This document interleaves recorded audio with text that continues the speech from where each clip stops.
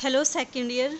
देखिए आपकी जो पावर सीरीज सॉल्यूशन कर रहे थे उसमें क्या है आपके पास when root of indicial equation are unequal and differ by a integer making coefficients of y infinite. देखो अब तक हमने कौन से केस डिस्कस किए थे। सबसे पहले तो किया था ऑर्डिनरी पॉइंट वाला, ठीक है, वो तो आपका कंसेप्ट अलग था। दूसरा हमने क्या किया था, जब आपके पास रेगुलर सिंगुलर पॉइंट दे रखा हो उस केस में डिफरेंशियल इक्वेशन का पावर सीरीज सॉल्यूशन कैसे फाइंड आउट करोगे, ठीक है।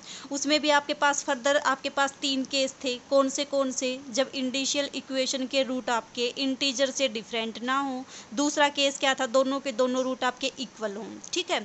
आज कौन सा केस स्टडी करेंगे हम, केस नंबर 3, जिसमें आपके पास क्या दे रखा है कि root of indicial equation are unequal, कि रूट आपके अनइक्वल तो हों, और कैसे अनइक्वल हो, आपके पास इंटीजर का डिफरेंस हो दोनों के बीच में, और कोफिशिएंट्स ऑफ वाई क्या बने आपका इनफाइनाइट बने। तो उस केस में आप पावर सीरीज सॉल्यूशन कैसे फाइंड आउट करोगे, ठीक है। इस चीज़ को ध्यान रखना, जो वाई आप सॉल्यूशन लोगे उसका जो कोफिशिएंट्स है वो क्या बने आपका इनफाइनाइट बने, ठीक है। तो देखो कैसे करोगे। सबसे पहले इसके लिए है आपके पास वर्किंग रूल। वर्किंग रूल देखो इसका क्या है।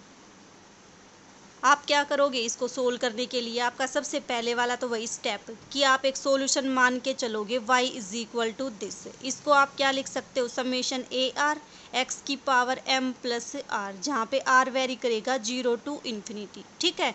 ये आपके पास क्या आया, सॉल्यूशन आपने मान लिया। फिर क्या फाइंड आउट करोगे, इसका dy by D x find out करोगे, d2y by D x square find out करोगे, और जो भी वैल्यूज आएंगी उनको इक्वेशन में पुट करोगे। ये तो आपका पहले वाला ही काम है, ठीक है।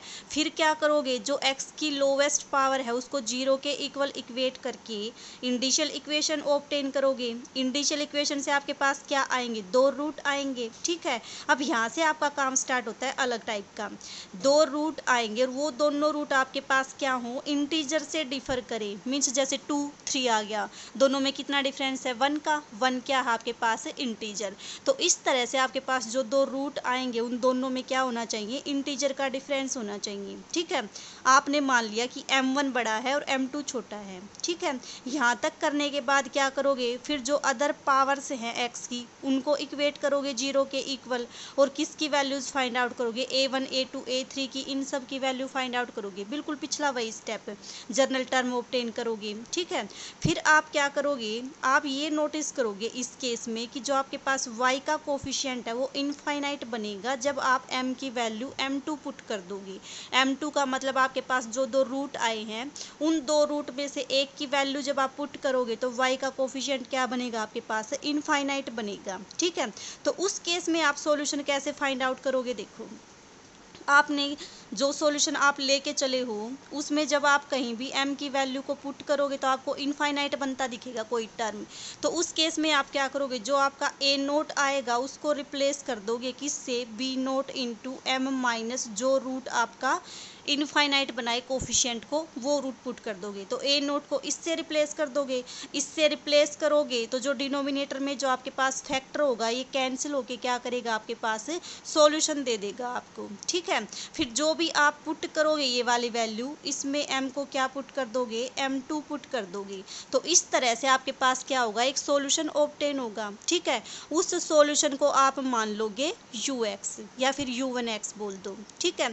फिर दूसरा सॉल्यूशन फाइंड आउट करने के लिए क्या करोगे, जो आपका y की वैल्यू पुट करने के बाद सॉल्यूशन आया है इसका डेरिवेटिव कर दोगे, किसके रिस्पेक्ट में, m के रिस्पेक्ट में, और जो भी आपके पास डेरिवेटिव करके वैल्यू आएगी उसके अंदर m की वही वैल्यू पुट करोगे जो आपकी क्या बनाती थी, इन्फिनिटी बनाती थी, ठीक है, m की वैल्यू m2।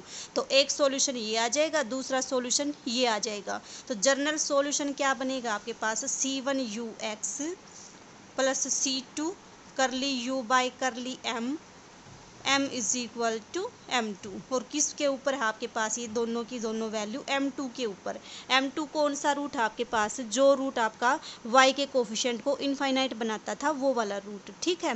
तो ये था इसको सोल्व करने के लिए वर्किंग रूल, ठीक है, कि जो भी आपके पास a नोट है जस्ट उसको इससे रिप्लेस कर दो, फिर m की वैल्यू को m2 पुट कर दो। अब कोई दिक्कत नहीं होगी, इसको पुट करने के बाद जो आपके पास वैल्यू आएगी उसको u1x मान लो, ठीक है। और फिर इसका डेरिवेटिव करके जो आएगी वैल्यू उसमें जब m की वैल्यू m2 पुट करोगे वो आपके पास दूसरा सॉल्यूशन आएगा।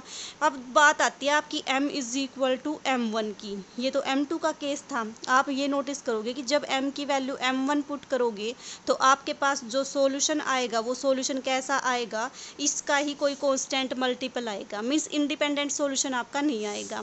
तो इस सॉल्यूशन को हम क्या कर देंगे, स्किप कर देंगे, ठीक है, रिजेक्ट कर देंगे इसको, क्योंकि आपके पास दो सॉल्यूशन, ये इंडिपेंडेंट है, ये तो इसका डिपेंडेंट सॉल्यूशन है, ठीक है। तो इस तरह से क्या करोगे, इसके केस के जो एग्जाम्पल हैं उनको सोल्व करोगी, ठीक है। अब इसके ऊपर बेस्ड क्वेश्चंस करते हैं।